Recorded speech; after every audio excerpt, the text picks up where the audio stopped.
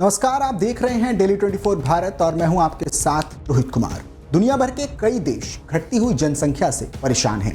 इसी कड़ी में रूस की गिरती जन्म दर में गिरावट के कारण राष्ट्रपति व्लादिमीर पुतिन ने अपने देशवासियों को ऑफिस में भी शारीरिक संबंध बनाने की सलाह दी है। रूसी सरकार के लोगों को ऑफिस में लंच और कॉफी ब्रेक के दौरान शारीरिक संबंध बनाने की सलाह दी है। एक रूसी अखबार की रिपोर्ट के अनुसार पुतिन का ये निर्देश तब आया जब रूस की वर्तमान प्रजनन दर प्रति महिला लगभग 1.5 बच्चे हैं, जो जनसंख्या स्थिरता के लिए आवश्यक 2.1 से काफी कम है।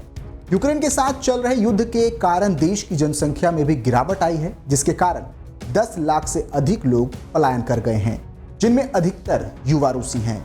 रूसी राष्ट्रपति पुतिन ने कहा है कि रूसी लोगों का संरक्षण हमारी सर्वोच्च राष्ट्रीय प्राथमिकता है। उन्होंने कहा कि रूस का भाग्य इस पर निर्भर करता है कि हम में से कितने लोग वहां होंगे। ये राष्ट्रीय महत्व का प्रश्न है। वहीं रूसी स्वास्थ्य मंत्री डॉक्टर येवगेनी शास्तोपालोव ने कहा है कि काम में बहुत व्यस्त होना कोई वैध कारण नहीं, बल्कि एक बेकार बहाना है। आप ब्रेक के दौरान प्रजनन में संलग्न हो सकते हैं, क्योंकि जीवन बहुत तेजी से बीत जाता है। लंबे समय तक काम करने वालों के लिए ऐसे सुझावों के बारे में एक सवाल के जवाब में शास्तोपालोव ने ब्रेक के समय का उपयोग करने के महत्व को दोहराया। उन्होंने कहा कि ब्रेक टाइम के दौरान बच्चे पैदा करें। सरकार ने रूस की गिरती जन्म दर को बढ़ावा देने के लिए कई अन्य उपाय सुझाए हैं। मॉस्को में 18 से 40 वर्ष की आयु के बीच की महिलाओं को उनके प्रजनन, स्वास्थ्य और क्षमता का मूल्यांकन करने के लिए डिवाइस की गई है। निःशुल्क प्रजनन जांच में भाग लेने के लिए प्रोत्साहित किया जा रहा है।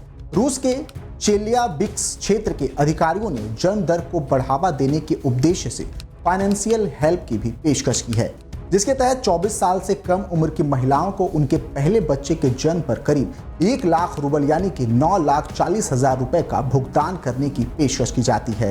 पूरे रूस में गर्भपात को तेजी से प्रतिबंधित किया जा रहा है। सार्वजनिक हस्तियां और धार्मिक नेता इस बात की वकालत कर रहे हैं कि एक महिला की प्राथमिक जिम्मेदारी बच्चों को जन्म देना और उनका पालन पोषण करना है।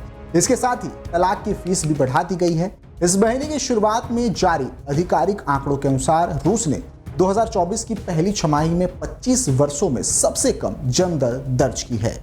आंकड़ों में यह भी पता चला है कि जून में जन्म पहली बार 1 लाख से कम हो गया। जनवरी से जून 2024 के बीच रूस में कुल 5,99,600 बच्चों का जन्म हुआ, जो 2023 की इसी अवधि की तुलना में 16,000 कम है। रूसी सरकार की ये नई पहल जनसंख्या वृद्धि की चुनौती का सामना करने के लिए एक साहसिक कदम है और इसके परिणाम भविष्य में देखने को मिल सकते हैं। इस खास रिपोर्ट में फिलहाल के लिए इतना ही। आप देखते रहिए डेली 24 भारत। नमस्कार।